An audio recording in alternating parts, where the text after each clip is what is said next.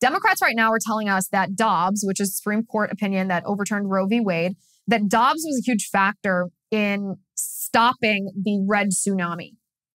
This is both right and wrong. There's some conservatives, by the way, right now who are saying, don't believe the left when they say that abortion is a losing issue.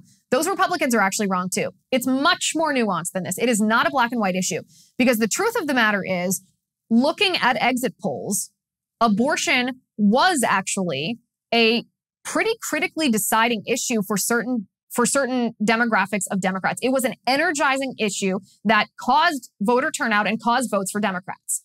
There was a CBS News exit poll that said which one of these 5 issues mattered most in deciding how you voted today. Crime, Democrats 41, Republicans 57. Abortion, 76% of Democrats, 23% of Republicans. Inflation, 28% of Democrats, 71% of Republicans, et cetera, et cetera. 76% of Democrats said that this was a huge factor for them.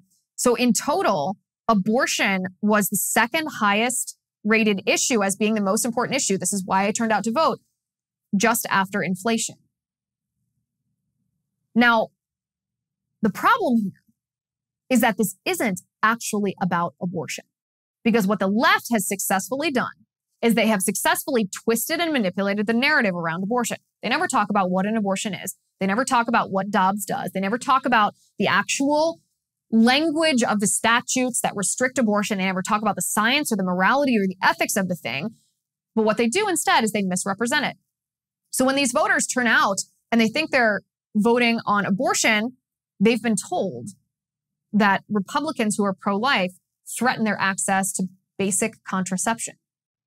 They've been told that if they suffer an ectopic pregnancy, if a woman suffers an ectopic pregnancy, that she won't be able to access the life-saving healthcare that she needs. They've been told that children, 11-year-old girls who are brutally raped, impregnated by their rapists, won't have access to healthcare. And I'm not talking about abortion. I would never use that term as I would never call abortion healthcare. But this is what voters are told. And so when these Democrat voters think that they're voting on abortion, they're not thinking about the abortion procedure. They're not thinking about the woman's body or the woman's mental health or the fact that it's killing an unborn child. They're thinking about what the Democrats have twisted this issue to be about. The Democrats have won the PR war in this sense. They've misrepresented abortion so that now when people hear abortion, they think contraception, ectopic pregnancies, and rape. So the reality of the thing is that Dobbs actually was a factor in how people voted, and it did cause voters to vote Democrat, but not because America and voters in America and the American people are pro-abortion, but because the Democrats won that PR battle. And the reason that Democrats won that PR battle is because Republican candidates were afraid to talk about it.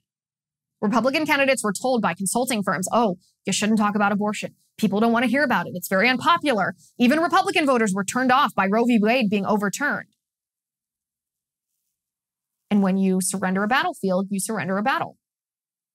Republican politicians and candidates didn't have the courage to talk about an uncomfortable topic, to fight back against this false narrative. And so the left won it. The statistics show this. Married men broke Republican by 20 points. Married women also voted Republican by 14 points.